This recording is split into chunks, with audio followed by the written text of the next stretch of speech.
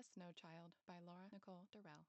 Studying the ornate design of the mixer's base, the forest fauna exhaled a heavy sigh. Another job well done. The snow globe was cast in metallic paint, with miniatures of the bride and groom proclaiming their vows inside, vows that almost didn't happen. Another happy ending? Came the gravelly voice of Haffetz. Kaysen hurriedly brushed away a traitorous tear. Thanks to my interference. For all his disdain of the work the fauna did, Haffetz respected her. He wouldn't turn her into their boss, Percy, for showing emotion after changing lives by modifying memories. Kaysen placed the heavy snow globe, the memory mixer, in the next empty spot in a long row of artistic designs. Each globe took the shape of a key aspect of the scene within.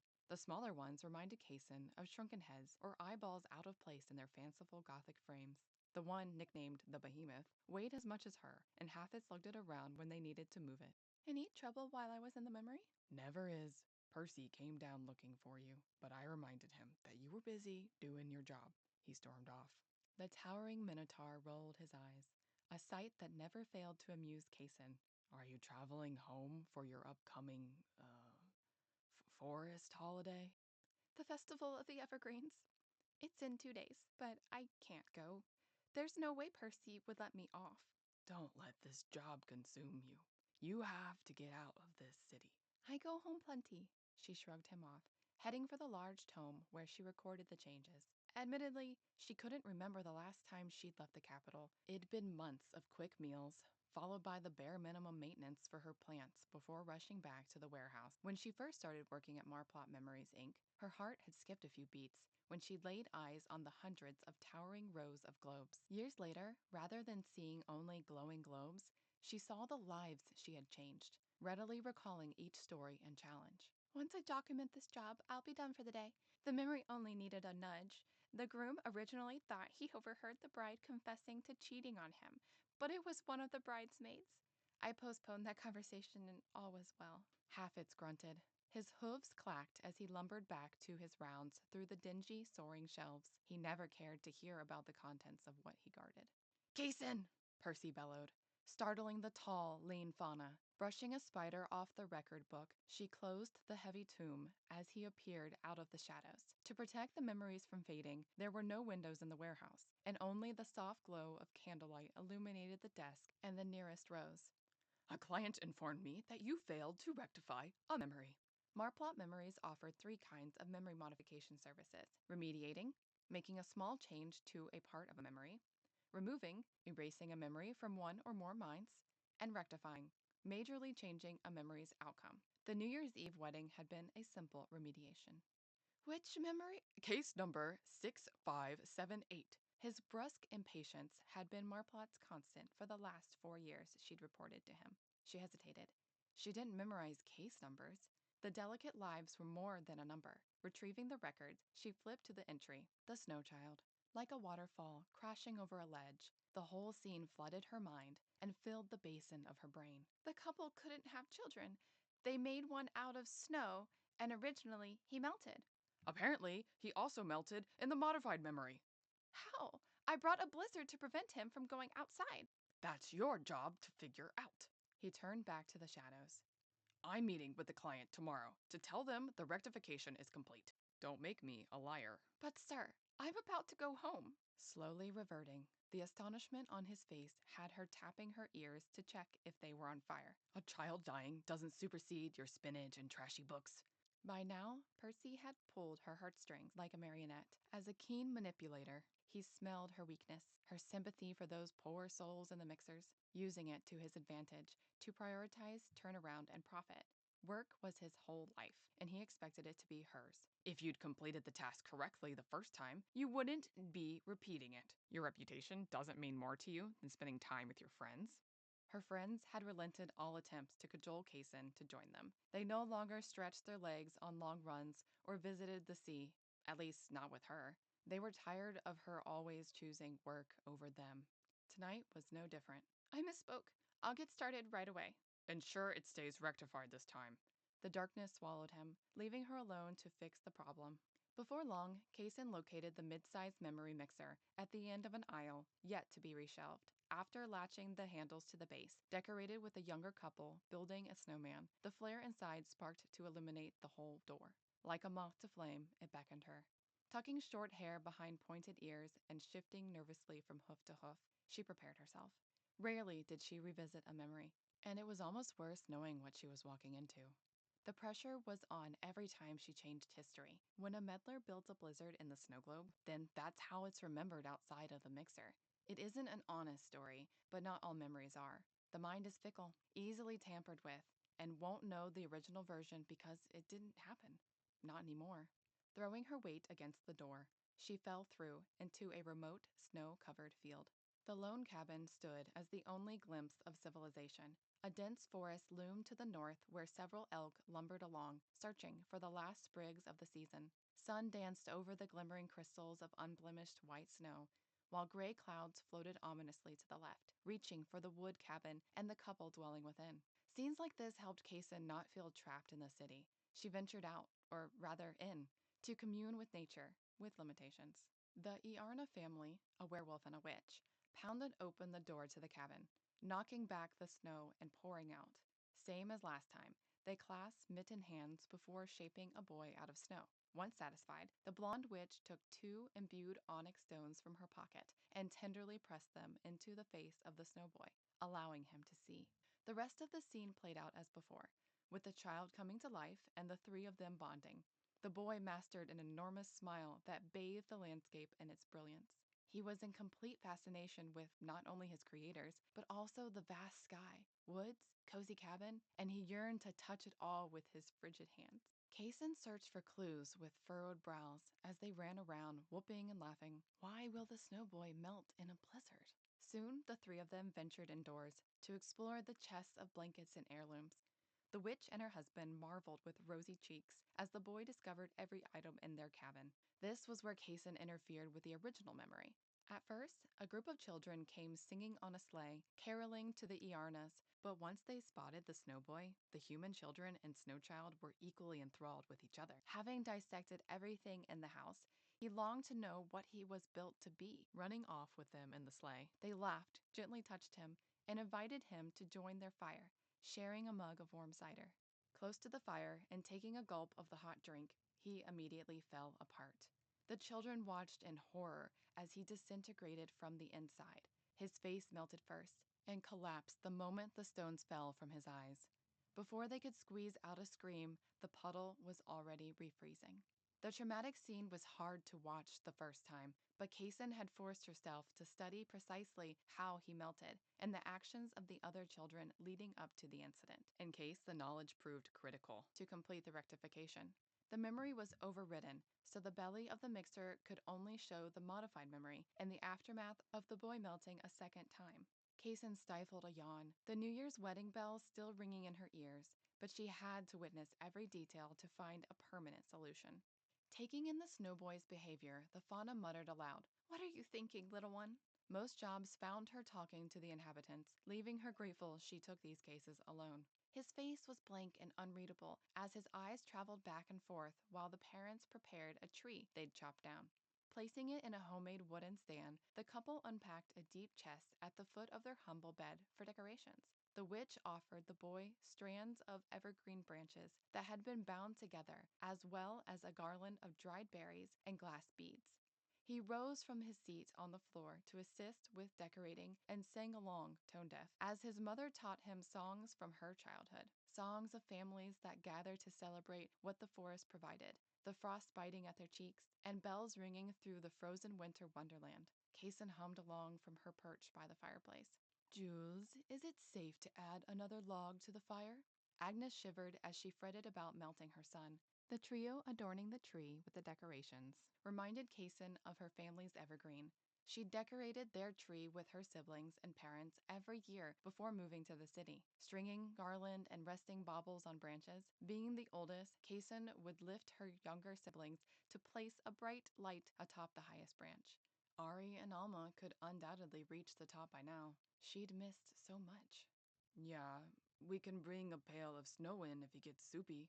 Another log was thrown in, and Kaysen instinctively scooted away from the popping cinders. Turning back to see if the boy was affected, Kaysen nearly jumped out of her skin. The dark onyx eyes were staring straight at her. Jumping to her hooves, she lost all reason, with her heart beating overtime. He shouldn't be able to see her. The snow globes held only memories, no living consciousness. The fur down her spine reached for the far wall behind her. On edge, she braced to jump. It wasn't until Agnes acted, oblivious to Kaysen, that she second-guessed his abilities. Agnes frowned and picked him up, as if he'd only been absently staring next to the fire. Stiff, she remained alert.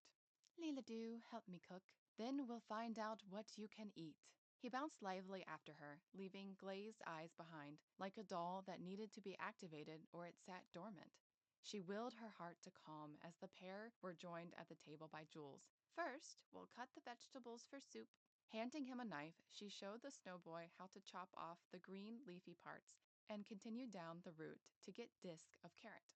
They continued through the cabbage and herbs until the broth was set to bubble over the fire. He'd painstakingly cut through the carrots in the time it took Agnes to prepare the remaining ingredients. "No soup for him, or anything warm. Maybe just more snow?" Jules asked his wife while contemplating their new frosted sun. Wood shavings littered a quarter of the table where he'd whittled a piece of cherry, complemented by the shreds of carrot taking up the rest. Agnes gingerly cupped the side of his head. "What do you think? Do you want more snow?" "More snow," he replied. "I can get it." Bouncing from his chair, he ran for the door, but the latch wouldn't budge against the storm outside. "Help him, Jules." "I'm coming, lad. Don't hurt yourself." The long-haired werewolf strode across the one-room cabin in 3 steps and rattled the door open. The fire shuddered from the blast of wind. The witch poked the logs, muttering to the hearth to keep her cauldron bubbling. Once snow was scooped into a bowl and placed on the table, the boy was handed a wooden spoon and shoveled fresh powder into his wide mouth. "Goodness, Agnes, we're going to need a bigger bowl. He's a growing boy." They chuckled and smiled fondly at their dream come true. A warm meal of dumpling and cabbage soup, a staple all winter long, with a hunk of rosemary flatbread, was eventually ready and eagerly gobbled down by the young parents. When everyone was done eating, they settled on the floor and played with toys salvaged from the Iarna's childhoods. The witch clearly knew what she was doing. Based on the broom sweeping shavings from around the table, she frequently animated objects. Knowing that the boy didn't survive the night meant Agnes's plan was lacking. Giving a broom a task it was designed to do was one thing, but anthropomorphizing a snowboy into a self-functioning being took mastery. This wasn't the first time Kaysen had seen memories inducing life, though the characters in the globes usually tried to recover lives lost, resulting in some zombie variant rather than generating someone new.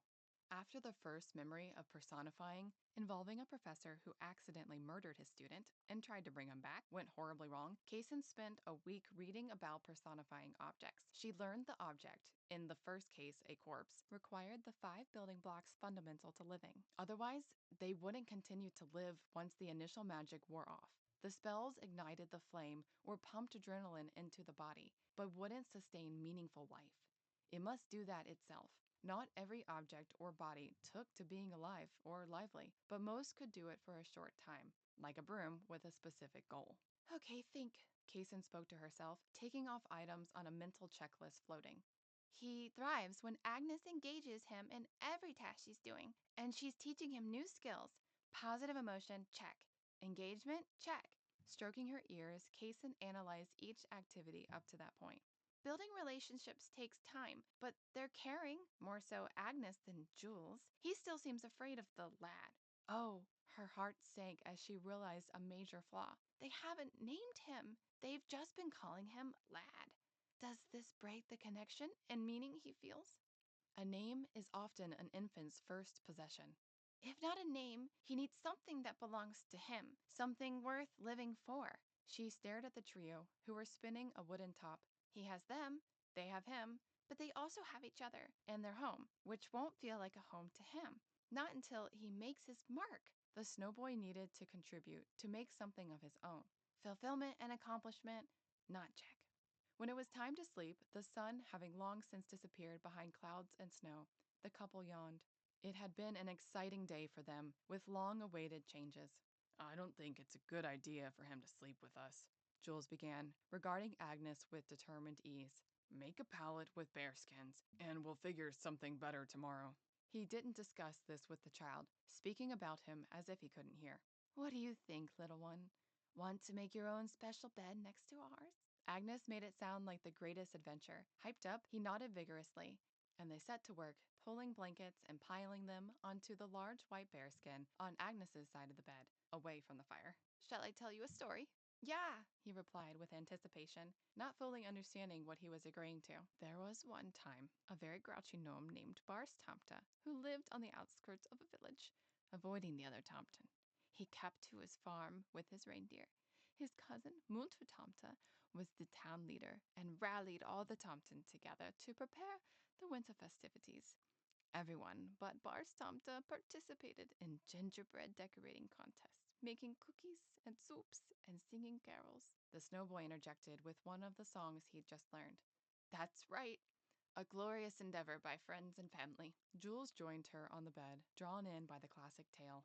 All the costumes, candles, decorations, and sleds were stored in a large barn far outside the village. Each year, the young Tomten would make a jolly trip of walking to the barn, pile the sleighs high with goodies and supplies, and then bring everything back. Their parents waved them off and started preparing cookies, sugared buns, and hearty egg noodle soups for the young Tomten to enjoy upon their return. But as they baked and prepared, a terrible storm struck the village, and the road leading to the barn was pummeled in snow. Exactly what these walls protect us from. Jules indicated the surrounding storm, instigated by Kaysen. There's no way the young Tomten would make it back to the village through all that snow. Munter Tomta went into a frenzy. The festival is ruined, he squeaked. We can't decorate if the young Tomten don't make it back in time. What do we do without costumes for the candle songs? We must find a way to help them get back, his wife, Maria Tomta, exclaimed while pulling at her braids. Husband, you must go and ask your cousin to lend us his reindeer. So off he went to Bars Tomta's farm and found his cousin there tucked away, warm and cozy in his cottage. Cousin Tomta, called Munter Tomta to Bars Tomta, we need your help. He explained about the young Tomten being stuck in the barn and begged his cousin to fetch the children. Why do I care if your decorations don't arrive in time? All the better if your loud singing and pathetic gingerbread houses don't plague me. Dismayed, Munter Tomta complained again to his wife. Maybe we can help, said a pretty Tomta named Ellie, with friends Clara and Selma, who overheard the plight. We prepared all the food for the festivities. We can take Bars Tomta's sample to convince him to save the children. No one can resist my smoked salmon, nor my beef stew. No one can say no to my saffron buns.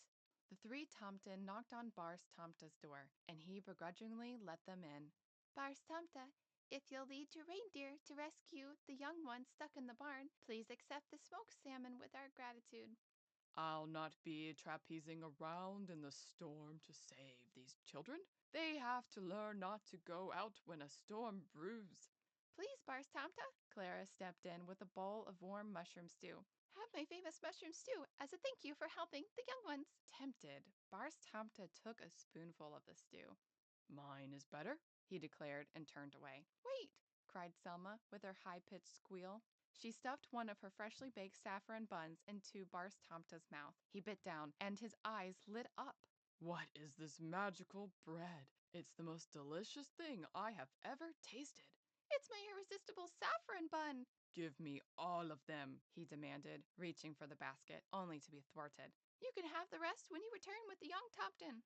He glared at her, but at last he sighed. Those buns would be worth it. He prepared his reindeer with cheers. Then he and Munter Tomta set off for the barn. As they'd imagined, the young Tomten were shivering from fear and the cold, and were shut tight in the barn as the snow locked them in.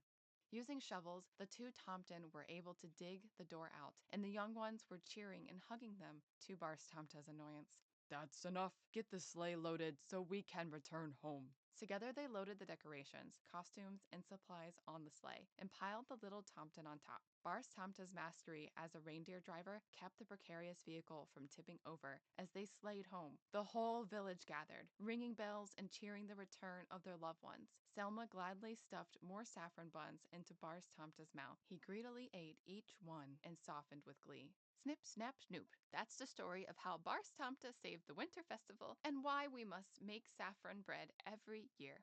Yawning, Jules said, "I about told it with cardamom rolls."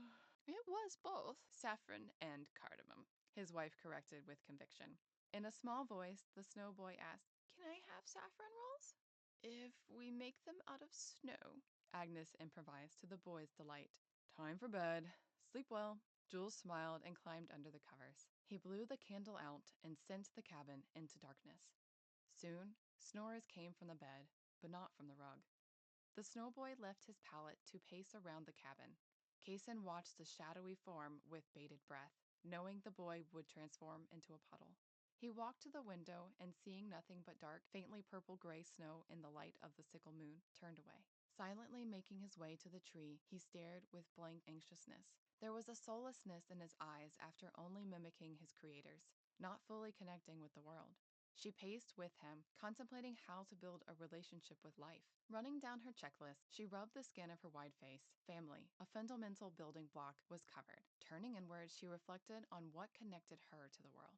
Happy memories growing up in the forest, where the world was coated in white, fluffy snow for most of the year, planting seeds with her sisters, then watching them bloom into food for their bellies, and adventuring with friends. Friends would have to wait for the snowboy until he learned he could melt. The seeds, however, sparked an idea in Kaysen. If he felt needed, if he was entrusted with a task, especially one where he took care of another living thing, that might do the trick. Eventually, he stopped moving. His search was over as he failed to find enough to keep going. The snowboy dropped to his knees, and Kaysen watched as his onyx eyes thunked on the wood floor.